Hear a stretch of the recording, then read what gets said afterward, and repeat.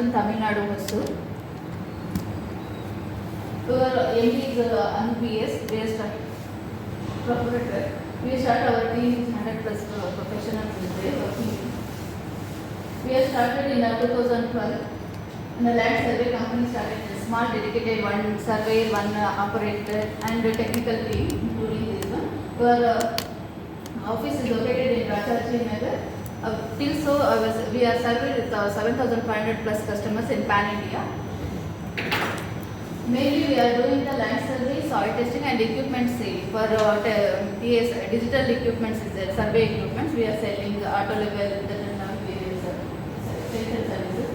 Mainly we are doing the survey, type of survey, boundary survey, topographical survey, contour survey, construction of layout marking, water survey, DGPS, drone and railway track also we are doing, and petrol pump survey also we can do. Revenue survey and as per the constructed building is there, no? That also we can do. What is type of that land, that type of drawing it will come there. Including topography survey, topography, boundary and contour. Contour for using the leveling of the land and boundary is the fixing line where it is the ending. That how we including in topographical survey. One is construction layout marking. For layout means it is a type of partition wall and layouting.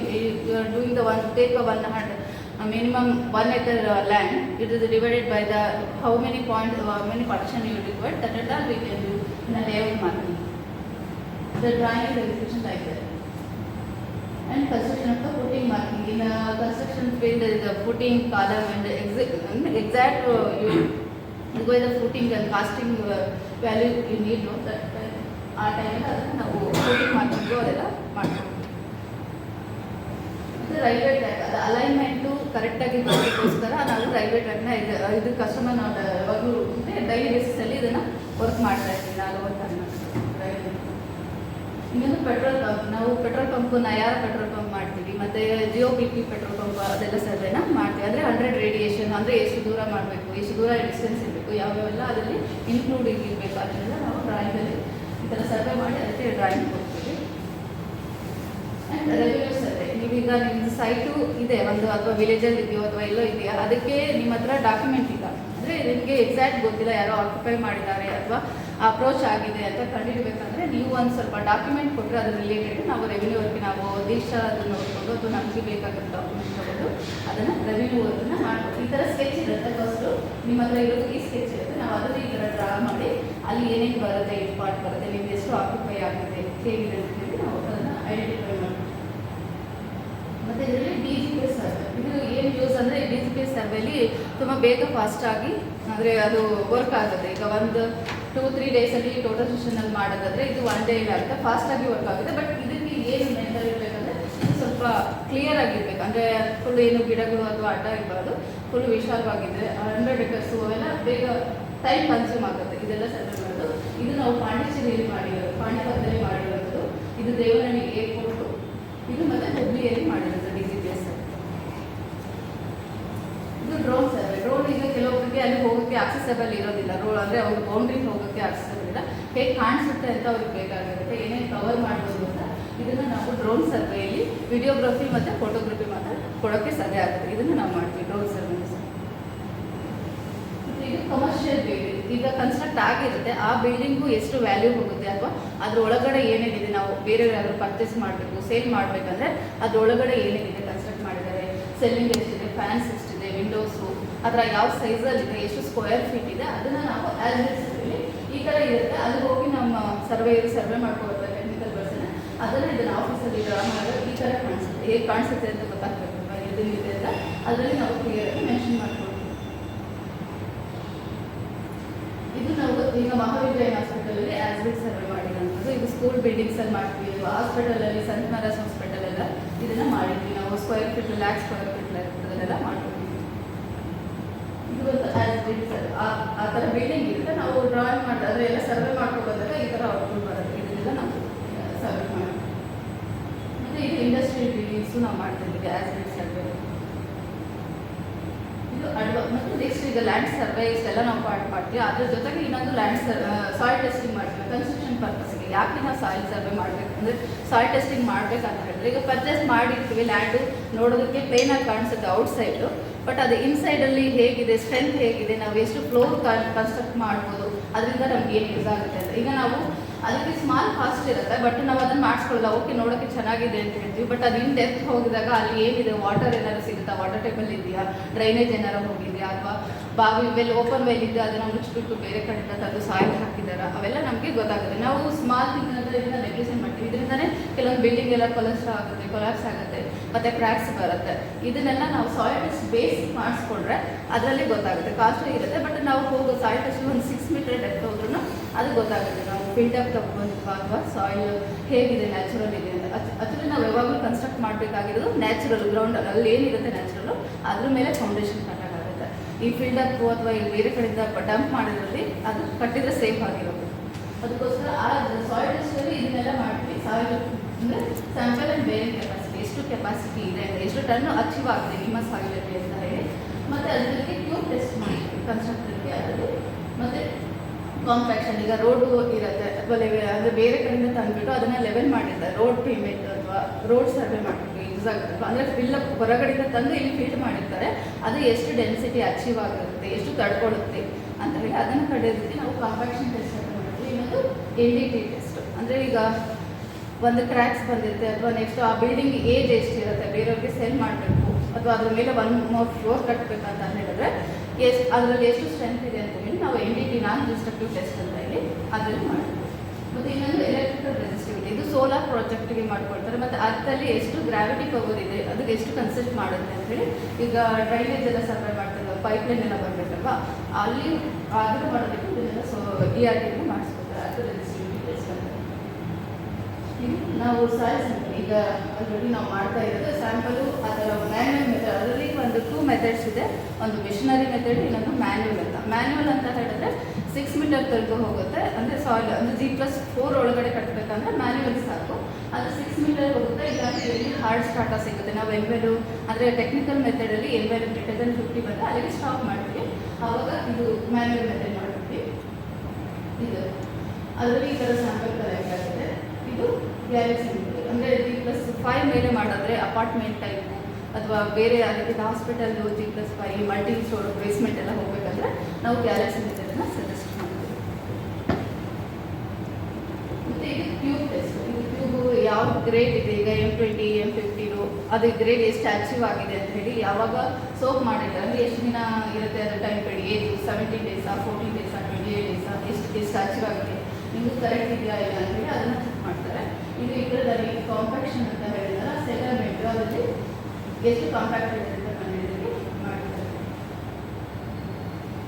ಇದು ನಾನ್ destructive test. ಇದು ನಾವು ಅಕ್ಷಯ ಪಾತ್ರ ISKCON temple ಇದ್ದು ಅದನ್ನೊಂದು project ಇದನ್ನು ಮಾಡಿದ್ವಿ. ಅವ್ರಿಗೆ ಮೇಲೆ ಹೋಗಬೇಕಿತ್ತು, ಇನ್ನೂ ಒಂದು 1 more ಬಿಲ್ಡಿಂಗ್ನ ಕನ್ಸ್ಟ್ರಕ್ಟ್ ಮಾಡಬೇಕಿತ್ತು ಫ್ಲೋರನ್ನ. ಅದಕ್ಕೋಸ್ಕರ ಇದು ರಿವೋಲ್ಟ್ ಹ್ಯಾಂಗರ್ ಅಂತ ಹೇಳ್ಬಿಟ್ಟು ಅವ್ರು ಮಾಡ್ತಾ ಇದ್ದು ಆ ಟೆಸ್ಟನ್ನ ಮಾಡಿ ಅವ್ರು ಕೊಟ್ಟಿದ್ದು.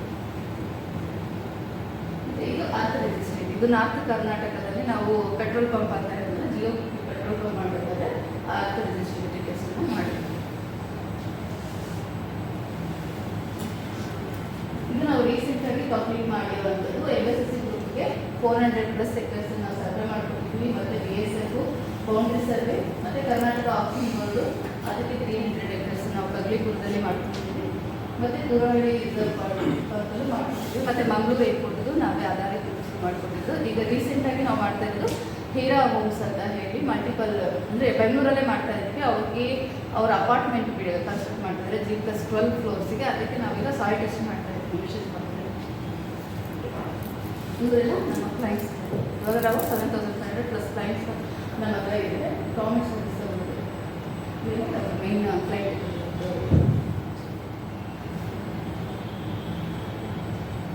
ಇದು ನಮಗೆ ಬೇಕಾಗಿರುವಂಥ ಕ್ಲೈಂಟ್ಸ್ ನಾವು ಕೇಳ್ತಾ ಇದ್ದೀವಿ. ಇದು account developers estate owners real estate ಅಂದರೆ ನಮ್ಗೆ ಕೇಳ್ಬೋದು. ಒಂದು ನಾವೇನು ಅಕೌಂಟ್ ಮಾಡ್ಬೋದು ಅಂದರೆ ಈಗ ಮಿನಿಮಮ್ ಬೆಂಗಳೂರಲ್ಲಿ 30-40 ಸೈಟ್ ಇದ್ದರೆ ಸರ್ವೆ ಮತ್ತು 2 ಪಾಯಿಂಟ್ ಸಾಯಿಲ್ ಟೆಸ್ಟ್ ಮಾಡಿಕೊಡ್ತೀವಿ. ಅದಕ್ಕೆ ನಾವು 15,000 ಚಾರ್ಜ್ ಮಾಡ್ತೀವಿ. ಅಷ್ಟರಲ್ಲಿ ನಾವು ಮಾಡ್ತೀವಿ.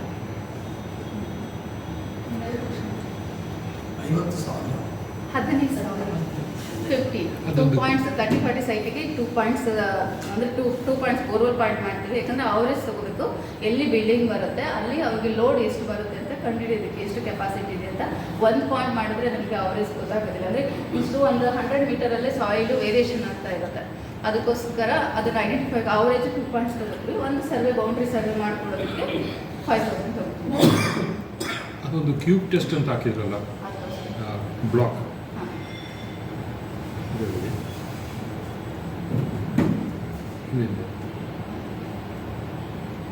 ಹಾಂ ಅದೇ ಕ್ಯೂಬ್ ಟೆಸ್ಟಿಂಗ್ ಅಂದರೆ what you mean by cube testing? What is that cube? Cast ಮಾಡಿರ್ತಾರಲ್ವ, ಇದು ಬಿಲ್ಡಿಂಗ್ ಕಟ್ಟೋದಕ್ಕೆ ಯೂಸ್ ಮಾಡ್ತಾರಲ್ಲ ಬ್ರಿಕ್ ಅಂಡ್ ಅಚ್ಚಾ, ಕ್ಯೂಬ್, ಓಕೆ. ಆ ಕ್ಯೂಬ್ನ ನಾವು ಅದನ್ನ ಟೆಸ್ಟ್ ಮಾಡ್ತೀವಿ. ಅದು ಎಷ್ಟು ಕ್ಯೂರ್ ಆಗಿದೆ, ಎಷ್ಟು ಗ್ರೇಡ್ ಅಚೀವ್ ಆಗಿದೆ, ಎಷ್ಟು ಅಚ್ಚಾ. ಕೆಪಾಸಿಟಿ ತಡ್ಕೊಳ್ಳುತ್ತೆ ಅಂತ. ಅದರಲ್ಲಿ ಕಾಸ್ಟ್ ಇರುತ್ತೆ 7 days, 14 days, 28 days. Curing. ಆಮೇಲೆ ಕ್ಯೂರಿಂಗ್ ಎಷ್ಟಾಗಿದೆ, ಎಷ್ಟು ಸ್ಟ್ರೆಂತ್ ಇದೆ ಅಂತ. ಅಷ್ಟು ಅಚೀವ್ ಆದರೆ ಓಕೆ ಇಸ್ ಗುಡ್ ಅಂತ, ಇಲ್ಲಾಂದ್ರೆ ಇಲ್ಲ. ಅಂದರೆ M20 ಇಂದ 30ವರೆಗೂ ಮ್ಯಾಕ್ಸಿಮಮ್ ಅದನ್ನು ಬಿಲ್ಡಿಂಗ್ ಕನ್ಸ್ಟ್ರಕ್ಟಿಗೆ ಯೂಸ್ ಮಾಡ್ತಾರೆ. ಅದ್ರದ್ದು ನಾವು ಟೆಸ್ಟ್ ಮಾಡ್ತೀವಿ. ಯಾಕಂದರೆ ರೆಡಿ ಮಿಕ್ಸಲ್ಲೂ ಕ್ಯೂಬ್ ಮಾಡಿ ಟೆಸ್ಟ್ ಮಾಡ್ತಾರೆ, ಫಸ್ಟು ಕ್ಯೂಬ್ ಮಾಡ್ತಾರೆ. ಕ್ಯೂಬ್ ಮೌಲ್ಡಲ್ಲಿ ಅದನ್ನು ಸಿಮೆಂಟ್ ಹಾಕಿ ಮಾಡ್ತಾರೆ. ಸ್ವೈಟ್ ಇದ್ರ ಎಷ್ಟಿದೆ ಅಂತಂದ್ರೆ ಮೋಲ್ಡ್ ಮಾಡ್ಬಿಟ್ಟು ತೋರಿಸ್ತಾರೆ. ಅವರೇ ಮಾಡಿಕೊಡ್ತಾರೆ, ಕ್ಲೈಂಟ್ ಕಡೆಯಿಂದ ನಮಗೆ ಸಪ್ಲೈ ಮಾಡ್ತಾರೆ. ಅದು ಕಾಸ್ಟ್ ಮಾಡಿ ಆಮೇಲೆ ನಮಗೆ ತಂದು ಕೊಡ್ತಾರೆ ಟೆಸ್ಟ್ ಮಾಡೋದಕ್ಕೆ. ಅದು ಎಷ್ಟು ಅಚೀವ್ ಆಗಿದೆ ಇಲ್ಲೋ ಅಂದರೆ ಆಸ್ ಪರ್ ISO ಪ್ರಕಾರ ನಾವು ಟೆಸ್ಟ್ ಕಾಂಕ್ರೀಟ್ ಪ್ಲಸ್ ಇದು ಕ್ಯೂಬ್ ಹಾಲೋ ಟೆಸ್ಟ್ ಬ್ಲಾಕ್ಸ್, ಹಾಲೋ ಬ್ಲಾಕ್ಸ್ ಮಾಡ್ತೀವಿ, ಕ್ಯೂಬ್ ಟೆಸ್ಟ್ ಮಾಡ್ತೀವಿ. ಕ್ಯೂಬ್ ಎಷ್ಟು ಸೋಕಳ ಅನ್ಸೋಕಳ ಇರೋದು ಮಾಡ್ತೀವಿ. ಓಕೆ. ಏನಾದರೂ ಡೌಟ್ ಇದ್ದರೆ ಕ್ವಶನ್ ಇದ್ದರೆ ಕೇಳ್ತೀವಿ.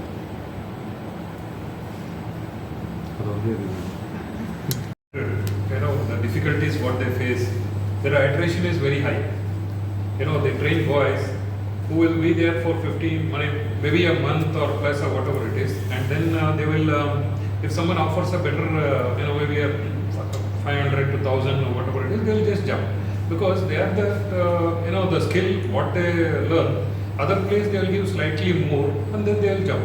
So that iteration I could make out, and then I had suggested some, the remedies what has to be done, not the physical, the paperwork or whatever it is, like having an agreement or whatever it is, so that they stick on to that place for at least 2 years, so that they can also learn, and then at the same time the company also can grow.